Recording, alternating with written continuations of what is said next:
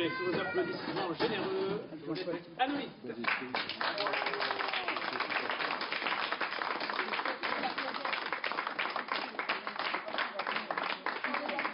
Merci. Donc, pour ouvrir ce soir, et on va pas rester très longtemps là, malgré tout ce qu'il nous a fallu faire pour arriver ici.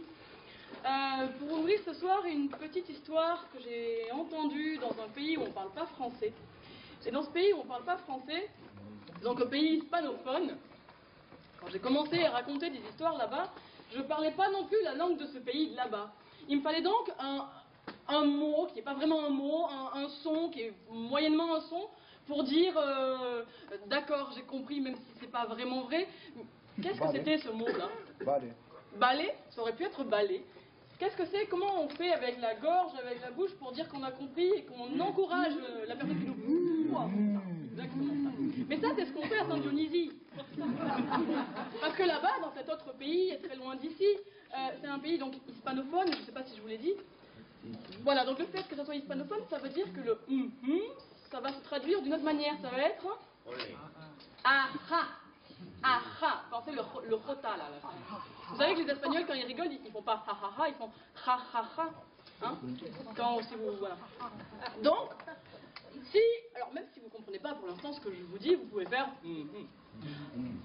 Vous ferez quand cette main-là fera ceci. On y va. Voilà. Et bon, on pourrait rester en liaison avec ce pays lointain. Avec l'autre main, on fera. Voilà, c'est pas ha-ha, sinon ça serait du rire, mais c'est justement de l'assentiment. Et l'assentiment, c'est ah-ha. J'ai pas fait ça, mais on y va.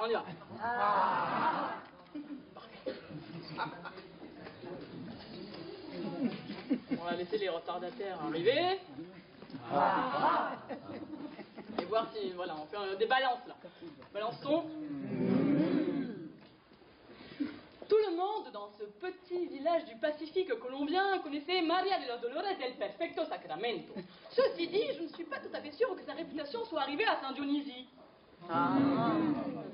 Maria de los Dolores del Perfecto Sacramento est une dame noire d'une 90aine d'années. Alors 90, pour faire simple, c'est 4 x 20 plus 10.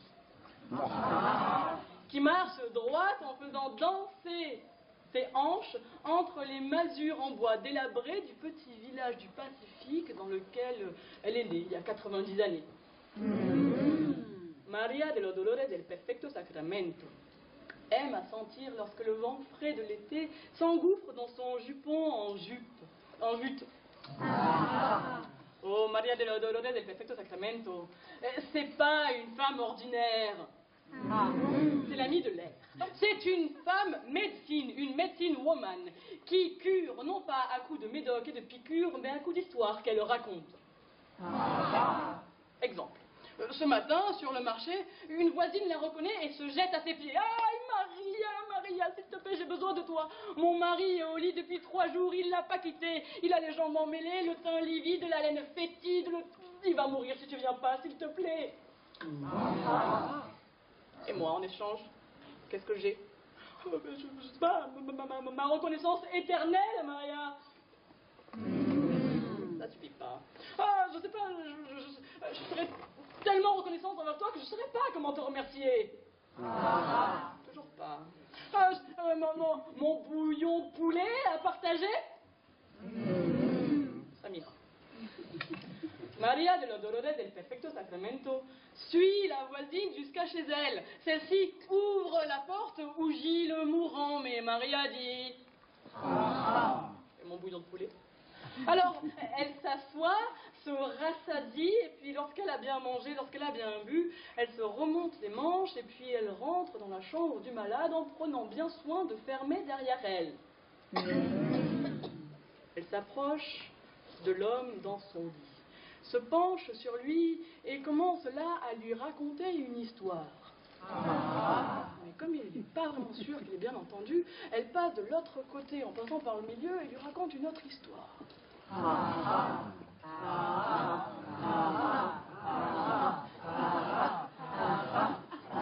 Elle sort au bout d'un quart d'heure et dit à sa voisine, eh bien, écoute, ton mari est guéri, pour l'instant il fait un petit sommeil réparateur, mais sera d'attaque que tout à l'heure.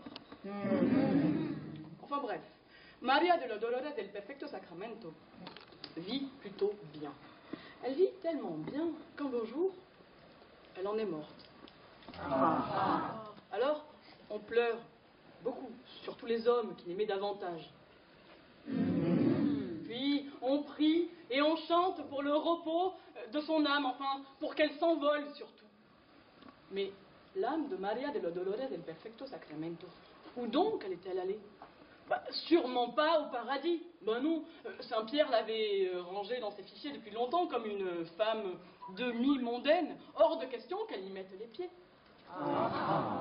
Maria de los Dolores del Perfecto Sacramento alla donc, toquer, coussa aux enfers. Là, on lui fait un accueil tout feu, tout flamme. Sa réputation l'avait précédée. Ah, on t'attendait plus, Maria. En plus, tu tombes bien. Le Big Boss est malade. Eh oui, Satan grelotte et ça a jeté comme un coup de froid dans les marmites. Elle ne bouffe plus, juste elle mijote. On introduit donc Maria dans la suite infernale. Et là, au pied d'un grand lit en fer forgé, Maria commence à raconter une histoire. Puis comme elle n'est pas sûre de se faire entendre, la voici qui escalade le lit en fer forgé et puis aux côtés de Satan se penche sur lui et lui raconte une autre histoire. Il est vraiment dur d'oreille, Satan. Alors elle prend son jupon pour pas le froisser, passe de l'autre côté et lui raconte une histoire sacrée. Puis il n'entend toujours pas, alors elle enjambe encore une fois, reste au milieu et lui raconte une autre histoire.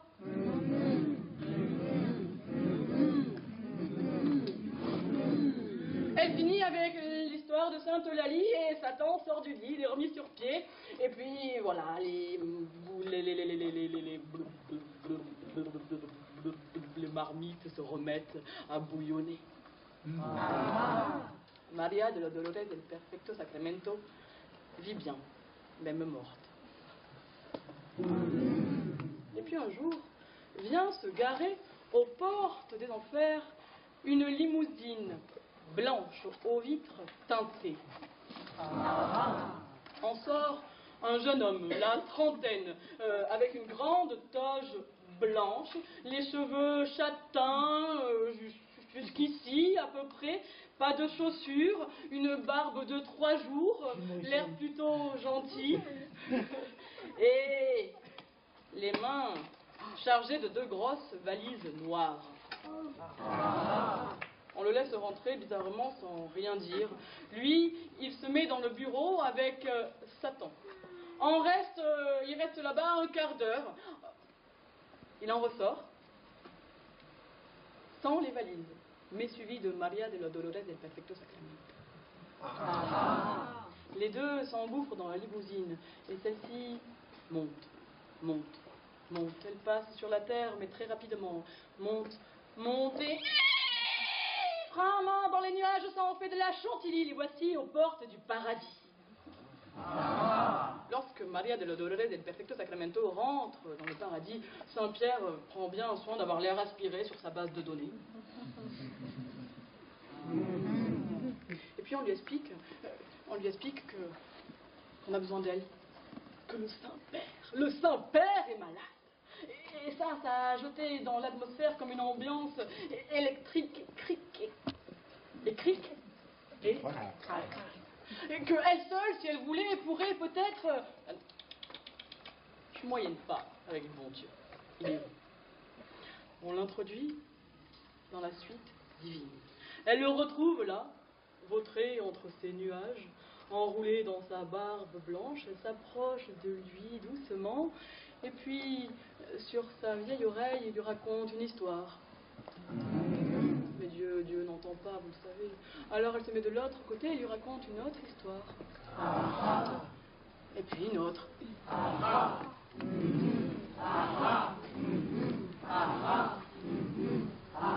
C'est Dieu, qu'est-ce que vous croyez?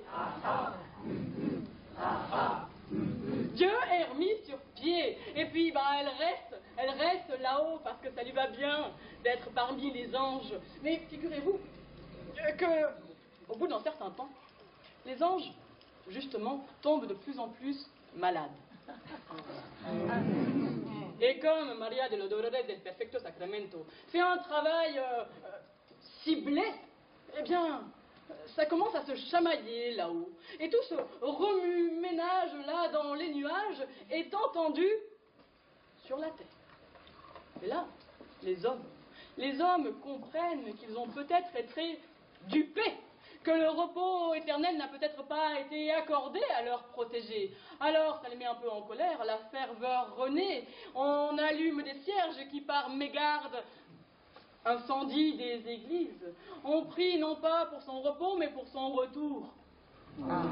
Manifestation dans la rue. Maria de los Dolores del Perfecto Sacramento, avec nous, Maria, avec nous, Maria, avec nous, Maria, avec nous, Maria, avec nous. Et tout ce trépignement-là, eh ben, ça s'entend dans le plafond des enfers. Vous n'êtes plus là. Et les diables aussi comprennent qu'ils ont peut-être été dupés et ça leur plaît pas du tout. Alors les diables montent et se retrouvent dans la rue. C'est pour ça qu'il y en a quelques-uns encore qui restent parmi nous. Et tous crient ensemble: Maria, avec nous! Maria, avec nous! Maria, avec nous! Et cette clameur-là s'élève jusqu'au ciel et jusqu'aux oreilles divines. Et ça l'inquiète un peu, Dieu, le bon Dieu, de voir son pouvoir